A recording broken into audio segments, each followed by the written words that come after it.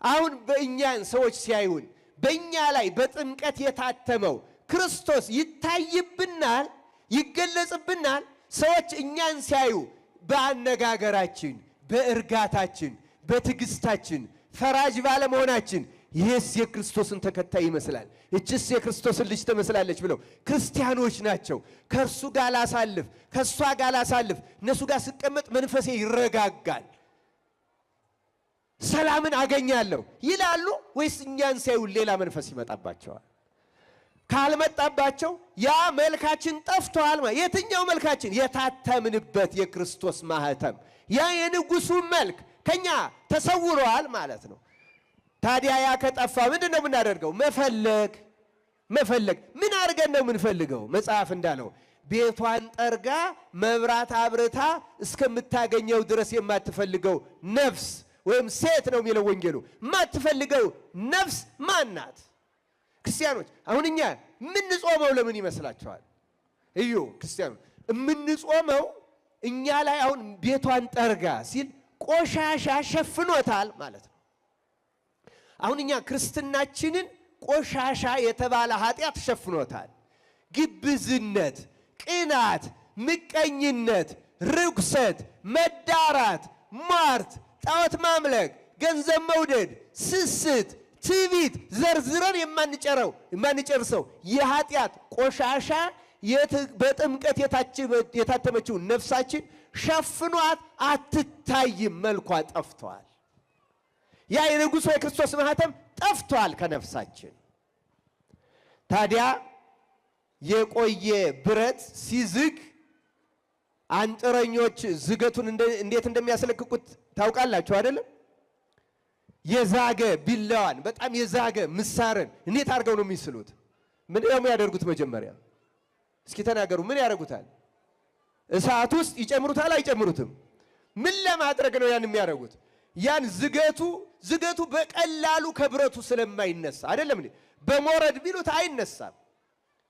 በቀላሉ ስለማይነሳ እሳት ውስጥ ያስገቡትና እሳት እስኪመስል ድረስ ያቃጥሉታል። ልክ እንደዚያ ከጋለ በኋላ አውጥተው በመዶሻ ነካ ነካ ነካ ሲያደርገው ዝገቱ ምን እየሆነ ይሄዳል? እርግፍ እያለ ይወድቃል አይደለም? ኃጢአታችንን ክርስቶስ እንደዚህ እርግፍ ያደርግልን። በእውነት እዩ ክርስቲያኖች፣ አሁን የምንጾመው ታግሰን የእግዚአብሔርን ቃል የምንሰማው ቆመን እየተንቀጠቀጥን የምንሰግደው ልክ የቆሸሸች የዛገች ነፍሳችንን የዛገ ብረትን እሳት ውስጥ እንደሚጨምሩት በኃጢአት ተከድና አሁን ስንጸልይ ተመስጦ የለንም ብያቸዋለሁ። እንባ የለንም፣ እንባ ምንም የለንም ስንጸልይ።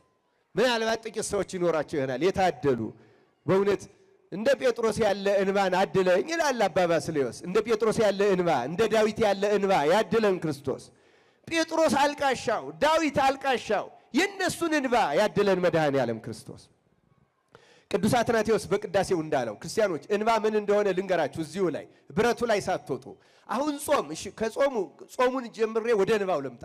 ጾም ማለት ሰውነትን ያን ብረትን እሳት ውስጥ እንደመክተት ጾም አንድ ሰው እስኪደክመው እስኪርበው ድረስ በደንብ ሰውነቱ እስኪዝል ድረስ ከጾመ ጉልበቱ ይብረከረካል፣ የደነደነ ልቡናው ይላላል፣ ሲጸልይም ልቡ ይከፈታል፣ ምናልባትም እንባው ይመጣል። እግዚአብሔር እንባ የሚያመጣ ጾም ለመጾም ያብቃል።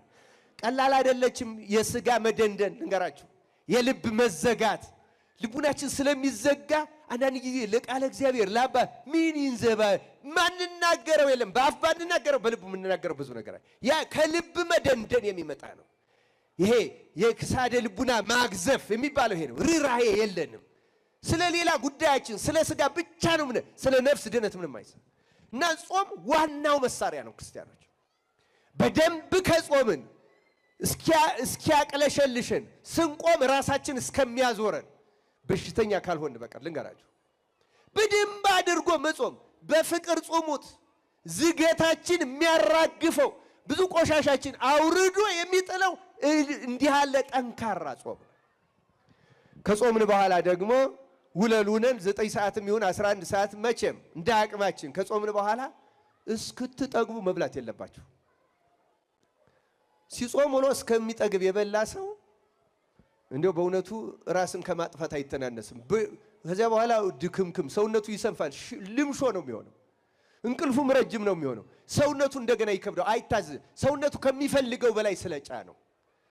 ምን ጾመው እኮ ያንን ዝገቱን ለማራግ ትንሽ ለስጋ ቁመት የሚሆን ከበላችሁና ውሃ ከጠጣችሁ በኋላ ሰውነታችሁ ይቀላችኋል። ልንገራችሁ፣ ለጸሎት ብትነሱ ቀሊል ነው።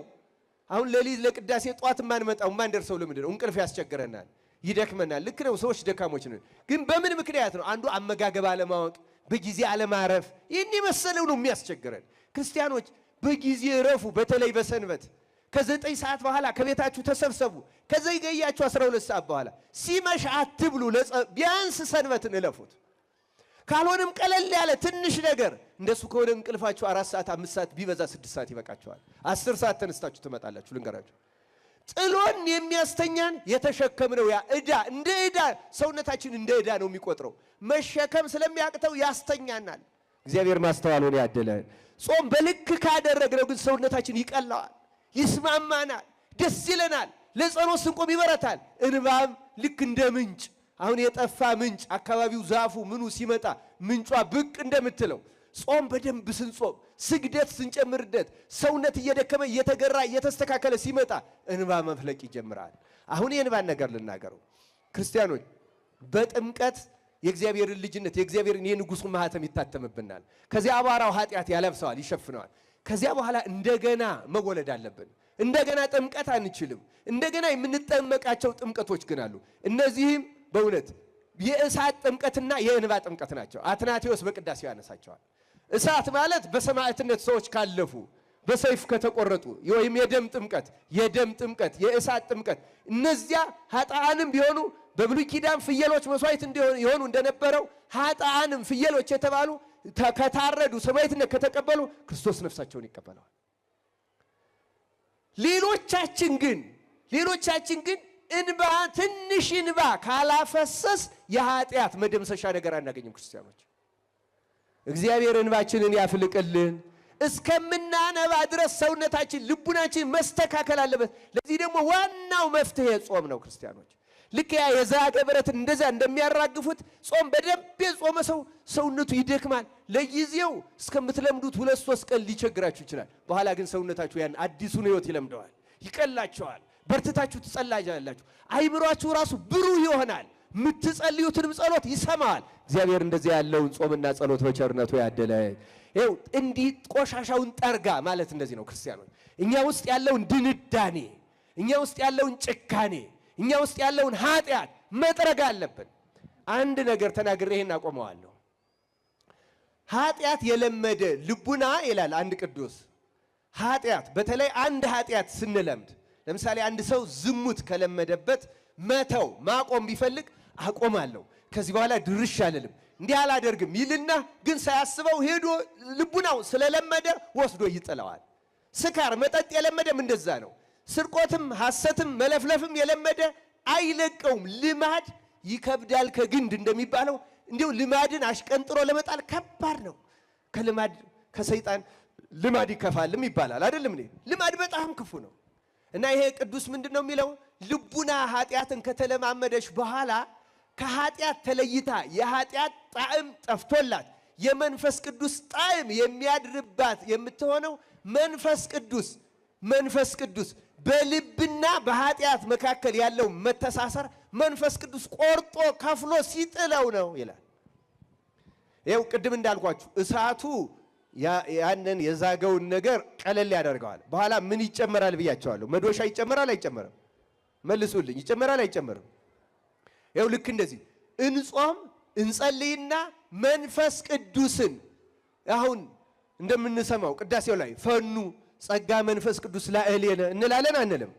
ላክልን ይልካል። ደግሞ እግዚአብሔር ልንገራችሁ፣ ልክ እኛ ሰውነታችን አዘጋጅተን ጌታ ሆይ በልቡናዬ የተጣበቀች ይችን ኃጢአት ካለኔ ምንም ልታደርጉ አትችሉም ብለሃልና ካላንተ እኔም ኃጢአቴን ከልቡናዬ ነቅዬ ልጥላት አልችልም። እባክህ ጌታ ሆይ በእኔ ዘንድ የሰለጠነች ይችን ዝሙት፣ ይችን ድሪያ፣ ይችን ምንዝር፣ ይችን ስርቆት፣ ይችን ሐሳት፣ ይችን ምቀኝነት፣ ይችን ቅናት፣ ይችን ትዕቢት እባክህ ከልቤ ነቅለህ ጣልልኝ እያለቀስን ካልነው መንፈስ ቅዱስ ነቅሎ ይጥልልናል።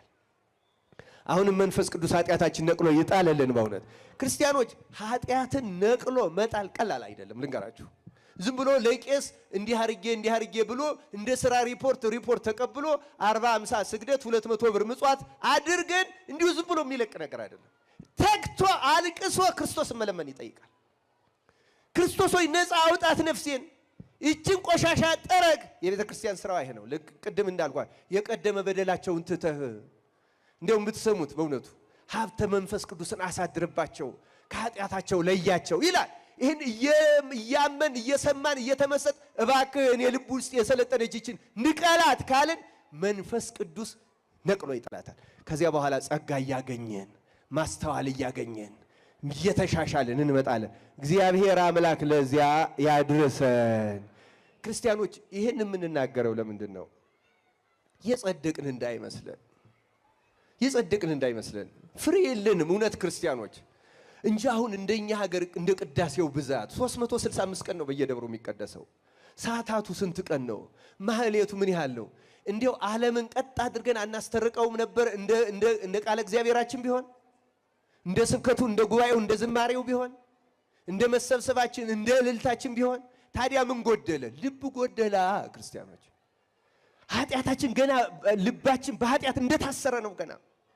ገና በጥብቅ እንደታሰረ ነው። ገና ቆሻሻው እንደተከማቸ ነው። ገና ነው። የክርስቶስ መልክ ገና በእኛ አልተገለጸም። በነጠላችን ያውቁናል እንጂ ሰዎች በምግባራችን ገና አያውቁንም። ልንገራችሁ፣ ነጠላችን ለብሰው ሲያዩ ይሄ ኦርቶዶክስ ነው፣ ይቺ ኦርቶዶክስ ናት ሊሉ ይችላሉ። ልባችን፣ ምግባራችን፣ ንግግራችን፣ ሕይወታችን ግን ክርስቶስን ገና አልገለጠው። ገና የንጉሡ ማኅተም እንደተደበቀ ነው፣ እንደተሸፈነ ነው፣ አቧራ እንደለበሰ ነው።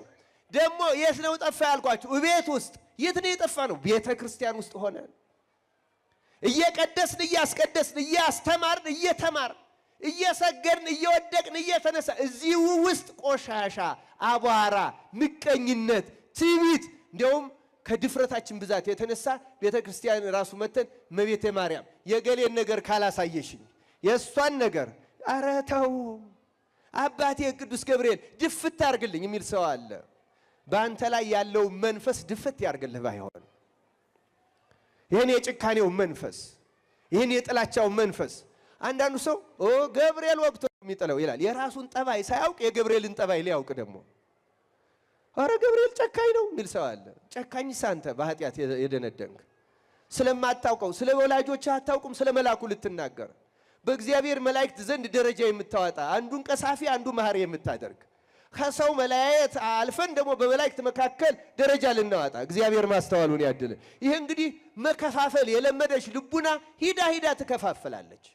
በጻድቃንም ህብረት መካከል ትከፋፈላለች። ኧረ እኔ ገነተ ማርያም ነው የምወዳት፣ እዛ ሚካኤል አለ ሚካኤልን ነው የምወደው። የለመደ ልቡና እኮ ነው እዚሁ ቤት ውስጥ ሆኖ መጥፋት። እግዚአብሔር የተለያየ ነው የሚመስለን። በኃጢአት የተቆሸሸ ልቡና ቆሻሻውን ጠርጋ ጥርግ ያደርግልን መድኃኔዓለም ክርስቶስ። በእውነት ይህን አለማወቅ፣ ይህን ድንዛዜ፣ ይህን ድንቁርና፣ ይህን ኃጢአት፣ ይህን የተከማቸ 300 ዓመት በመስቀሉ ላይ እንደተደፋው ቆሻሻ በእኛ ላይ የተከመረ የኃጢአት የድንቁርና የአስተሳሰብ ቆሻሻ አለ። እሌኒ ቆፍራ እንዳወጣቸው እኛ የራሳችን ማህተም ቆፍረን ማውጣት አለብን። ዛሬ ሌላ መስቀል አለ እኛው ልቡና ውስጥ ያለው አለ የተራራ የቆሻሻ ተራራ ያንን ደፍተን ዝቀን አውጥተን የክርስቶስ ማህተም መገለጥ መብራት አለበት። እግዚአብሔር ለዚያ ያብቃ። የተወደዳችሁ የእግዚአብሔር ቤተሰቦች እኔ አሁን ጊዜ አልወስድም። ወደ ሶስተኛው ወደ ልጁ ታሪክ አልሄድም። በዚሁ ይበቃኛል። ክርስቲያኖች ከዚህ በኋላ ቆሻሻ ጠርጋ ይልና መብራት አብረታ ይላል። ምን አድርጋ ይላል? መብራት። ሕግህ ለእግሬ መብራት ለመንገዴም ምንድነው ይላል የእግዚአብሔር ቃል? ብርሃን ነው ይላል። መብራት ቃል እግዚአብሔር ነው። አሁን እያደረግን ያለ ነው ያን ነው። ቤተ ክርስቲያን ይሄን ነው የምትሰራው። መብራቷን ታበራለች። ቃል እግዚአብሔር ብርሃን ነው፣ ያሳያል። ልክ ፀሐይ ሲወጣ በጨለማው ጉቶው ቁጥቋጦ አውሬ ሽፍታ መስሎ እንፈራው የነበረው ፀሐይ ብልጭ ስትል ጉቶ ኖሯል እንዴ እንደምንለው ጽድቅ በጎ ነገር ትክክል የመሰለንም በቃል እግዚአብሔር ሲፈተሽ ጉቶ ሆኖ ይገኛል። በእውነቱ እግዚአብሔር በቃሉ ያብራልን። ኃጢአታችን የምንጠርገውና ምንነጻ ከሆነ በኪዳናችን ጸሎት ላይ እንደተገለጸው እግዚአብሔር ብርሃነ ሕሊና ነውና የሚበራው መብራት የሚበራው እኛ ህሊና ውስጥ ነው። የተለያየ ይበራል አልኳችሁ? ህሊናችን ውስጥ። ማን ነው የሚያበራው? መንፈስ ቅዱስ የጠፋውን መቅረዝ ይለኩሰዋል። ያን ጊዜ ግራ የሚያጋባን ሁሉ ግልጽ ሆኖ ይታየናል። አንድ ሰው ክርስቶስ በህሊናው የጸጋ መብራትን ካበራለት 3 ነገሮች ግልጽ ሆነው ይታዩታል። ስንት ነገሮች አልኳችሁ? 3 ለብርሃን ሲበቃ ምን ይታዩታል? አንደኛ የቅዱሳት መጻሕፍት ምስጢር በህሊናው ወለል ብሎ ይገለጽለታል። እግዚአብሔር ይህን ምስጢር ይግለጥልን። አሁን ተምረን ራሱ አያድርብንም፣ እንኳን እንዲሁ ሊገለጽልን አይደለም እንዴ? አሁን ልዳያን ከፈተላት ይላል፣ የህሊና መብራት አበራላት ማለት ነው። ቅዱስ ጳውሎስም ለአእማድ ሐዋርያት ሲናገር እግዚአብሔር ለአሕዛብ የሃይማኖትን ደጅ ከፈተላቸው ይላል። የምን ደጅ ከፈተላቸው? እግዚአብሔር የሃይማኖት ደጅ ይክፈትልን። አንዲት ሴት ላሳያችሁ ለዚህ ምሳሌ። የሉቃስ ወንጌል ምዕራፍ 2 ላይ ጌታ የ40 ቀን ሕፃን ሆኖ እመቤታችን ከዮሴፍ ጋር ቤተ መቅደስ ይዘው ሲገቡ ሊቀ ካህናቱ ተቀብሎ ሥርዓቱን ፈጸመለት። ስሞን የሚባል አረጋዊ በመንፈስ ቅዱስ አወቀው። አንዲት መበልት 84 ዓመት የሞላት ሐና የምትባል አወቀችውና ስለሱን ትንቢት ተናገረች። በምን አወቀችው? በመንፈስ ቅዱስ። ማን አብሮቶላት? የህሊና ብርሃን መንፈስ ቅዱስ አብሮቶላት። በእውቀት የሚበልጣት ስልጣነ ክህነት ያለው ሥርዓቱን የፈጸመው ካህኑ ግን አላወቀው። አያችሁ፣ የህሊና መብራት ማለት እግዚአብሔር ይህን የህሊና መብራት ያብራልን። የህሊና መብራት የተሰጣቸው ሰዎች እግዚአብሔርን ያውቁታል፣ የእግዚአብሔርን ቃል ይረዱታል። የመናፍቃን ጥቅስ መጥቀስ አያደናግጣቸውም፣ ግራ አያጋባቸውም። ለምን? እውነተኛውን ዕውቀት እግዚአብሔር ራሱ በህሊናቸው ውስጥ ያሳድራል፣ አሁንም ያሳደረብን። ስለዚህ የመጀመሪያው የህሊና ብርሃን ማለት የቅዱሳት መጻሕፍት ምስጢር መረዳት ይሰጠዋል። እንዲሰጠን እኛ ሁልጊዜ የምንጀምረው ወንጌልን በጸሎት ነው። ጸልዩ በእንተ ወንጌል ቅዱስ ይላል ዲያቆኑ አይደለም እንዴ? እኛ ምን እንላለን? ይረሴን ድለዋነ ከመንስጋ ወንግበር ቃለ ወንጌል ከቅዱስ። አቤቱ ቃልህን ሰምተን ለመድረግ የተገባን አድርገን ይላል። ካህኑስ እስመ ብዙኃን ነቢያት ወጻድቃን ፈቱ ይስምዑ አንትሙ ዘትሰምዑ ወይሰሙ ፈቱ ይርአዩ አንትሙ ዘትሬዩ ወይሬዩ ወለክሙሰ ብፁዓት አዕይንቲክሙ ለርእያ ወአእዛኒክሙ ለሰማ ለከማሆሙ ለነኒሰ ረሴነ ድለዋነ ከመ ንስማ ወንግበር ቃለ ወንጌልከ ቅዱስ በጸሎቶሙ ለቅዱሳን። ጌታ ሆይ እነዚያን ሐዋርያትን እንዲህ አልካቸው፣ እናንተ ዛሬ የምትሰሙትን ሊሰሙ ወደው ብዙ ነቢያት ጻድቃን አልሰሙም፣ የምታዩትን ሊያዩ ወደው አላዩም። የእናንተ ግን ያዩ አይኖቻችሁ የሰሙ ጆሮቻችሁ የተመሰገኑ ናቸው ያልካቸው እነማንን? ሐዋርያትን። እኛንም ማለት እንደነርሱ በቅዱሳን ጸሎት የከበረ የወንጌልህን ቃል እንሰማና እናደርገው ዘንድ የበቃን አድርገን። አሁንም የበቃን ያድርገን። ወንጌልን ለመስማት የሚያበቃ ማን ነው? ክርስቶስ ነው። ክርስቶስ ካላበቃን አንሰማውም፣ ወንጌል አንሰማውም። አሁንም ክርስቶስ የበቃን ያደርገን። ብርሃን የበራለት ወንጌልን መስማት ይሰጠዋል። እንጦንስ አንዲት የወንጌል ክፍል ሲነበብ ሰምቶ ነው ልቡናውን ከፈተለት፣ ወጥቶ ወደ በረሃ ሄደ። መጀመሪያ መንደር አካባቢ መነነ። እዚያ ሴቶች ሲነጋገሩ አይቶ ተናገራቸው። ከፈለ ከዚህ ምን ይጎልታል ስትለው ሰደበችኝ አላለም። እግዚአብሔር ልቡን ስለከፈተለት ወደ በረሃ ገባ። እግዚአብሔር ስድብ እንኳን እየተናገሩን ለበጎ አድርጎ ለመስማት ልቡናችንን ይክፈትልን። ብርሃን አብርታ ይሄ በቃለ እግዚአብሔር መብራት ቅዱሳን መጻሕፍት ምስጢር መረዳት፣ ቅዳሴውን እየሰሙ እንደ ምግብ ማጣጣም መብላት መጠጣት ይሰጠዋል። ያልተሰጠው ያነበንበዋል እንጂ ምን እንዳለም አያውቀውም። በእውነት የተዘጋበት እግዚአብሔር ሕሊናችንን ይክፈትልን። ሁለተኛ የሚሰጠው ፈሊጥ ነው። አሁን ፈሊጥ ትርጉሙ ተዛብቶ ይሄ ነገር አቃቂር የሚያውቅ ሰው ግን እኮ ፈሊጠኛ ነው። ይሄ አነዋሪው አሽሟጣጭ ሁሉ ፈሊጠኛ ይባላል። ሲጠፋ እንደዚህ ነው። ፈለጠ ለየ ነው። ፈሊጥ ማለት መለየት ማለት ምንድን ነው? የሚለየው ርኩስ መንፈስና ቅዱስ መንፈስን፣ በጎውንና ክፉን፣ ጠቃሚውንና ጎጂውን እግዚአብሔር መለየትን ይስጠን። አሁን መለየት ስለጠፋ ህዝቡ ስለረከሰ ስለጎሰቆለ ስለተዋረደ በእግዚአብሔር ስም ባህታዊ ነኝ፣ አጥማቂ ነኝ፣ ነቢይ ነኝ፣ ኤልያስ ነኝ፣ እንትና ነኝ እያለ መጣ። ህዝቡ ደግሞ መለየት ከሱ ስለተሰወረ ተከተለው። እንዴ አዲስ አበባ እኮ እመቤታችን ነኝ ብላ መጣ። እዚህ የዛሬ ስንት ዓመት እንጦጦ ኪዳነ ምሕረት ሰው ከኋላ እንዴት ሆኖ ነው አእምሯችን የጠፋው? በእውነት እንዴት ሆኖ ነው አእምሯችን የጠፋው? እግዚአብሔር አእምሯችንን ያብራልን። ስለዚህ ምን ይሆናል? የተቃውሞና የድጋፍ እነገሌን ይጠሏቸዋል እነገሌ ከዚያ ቡድን ከፍለን በአንድ ቤተክርስቲያን ውስጥ አሁን ትርምስምስ። አሁን በዚህ ዘመን እንደ ኢትዮጵያ ቤተክርስቲያን የተተራመሰ የለም። ጳጳስና ፓትርያርክ አይታወቅ ደረጃው፣ ተመሪና መሪ አይታወቅ። ቄስ መነኩሴው እኛ ስናቀል ኧረ ገሌ ቄስ ገሌ አባ ገሌ ኧረ ምን አባታ ማንናገረው ነገር ይሄ የመንፈስ ቅዱስ ብርሃን ከሰው የመለየቱ ምልክት ነው። እግዚአብሔር ልቡናችን መልሶ ያበራልን። ኃጢአተኞች እንኳን መሆናቸውን በመንፈስ ቅዱስ ለዚያውም ተገልጾልን ብናውቅ እንደዚህ ያለ መንፈስ ቅዱስ ያደረበት ሰው እንደዛ ያለ ይህ የኃጢአተኝነት ምልክት ነው። የጥፋት ምልክት ነው። የጨለማ ምልክት ነው። የድንቁርና ምልክት ነው። ለዚህ ነው መዓቱን እግዚአብሔር ያዘዘብን። መዓቱን በቸርነቱ ይመልስልን፣ ህሊናችን ያብራልን። ሶስተኛው እግዚአብሔርን እንደ እግዚአብሔርነቱ መጠን የሚያውቀው እንኳን ባይኖር ግን ቢያንስ ያልሆነውን እንደሆነ አድርገን ማሰብ እናቆማለን። ዛሬ በቅዳሴው አሁን በቅዳሴ ሁሉ ፍሬ ቅዳሴ ይህንን ነው የሚያስረዳው። ፍሬ ቅዳሴዎቹ በተለይ ሶስት ስንል እንደ አብርሃም እንደ ይስሐቅ የምንል አይደለንም ይላል። ለምሳሌ ቅዳሴው አይደለም እንዴ? አይደለም ነው የሚለው። አንድ ስንል እንደ ቀዳሜ ፍጥረት እንደ አዳም የምንል አይደለንም ሶስት ነው እንጂ ይላል። አይደለም እንዴ?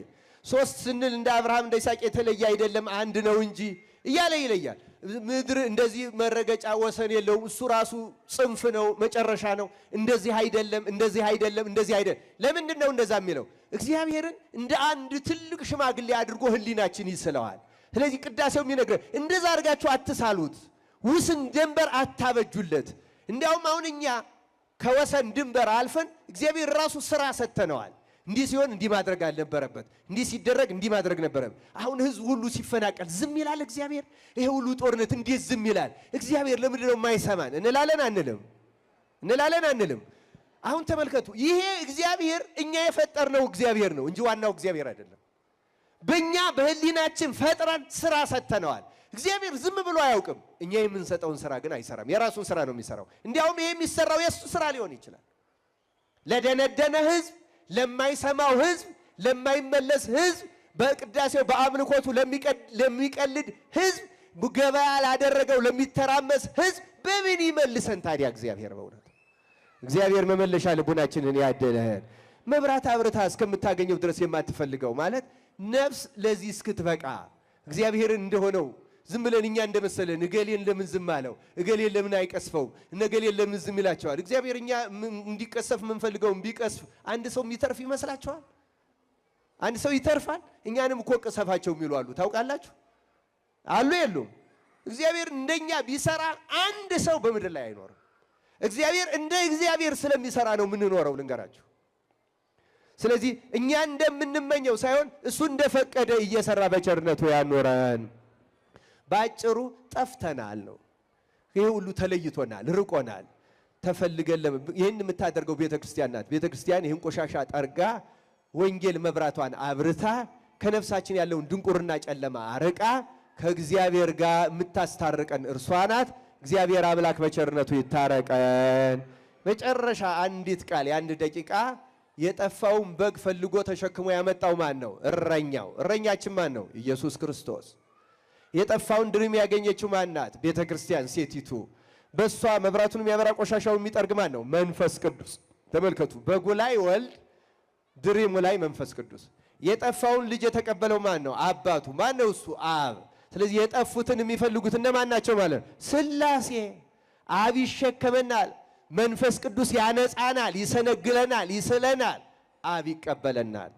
እረኛችን ክርስቶስ እንዲሰበስበን እንዲሸከመን መንፈስ ቅዱስ እንዲያነጻን ቆሻሻችን እንዲጠርግ የመንፈስ ቅዱስ መቅረዝ እንዲለኩስልን ከዚያ ደግሞ ይሄ ልጄ ሞቶ ነበር ተገኘ ሕያው ሆነ፣ ጠፍቶ ነበር ተገኘ ሞቶ ነበር ሕያው ሆነ ብሎ ሥላሴ ይቀበሉን። ይቆየን። ወስብሐት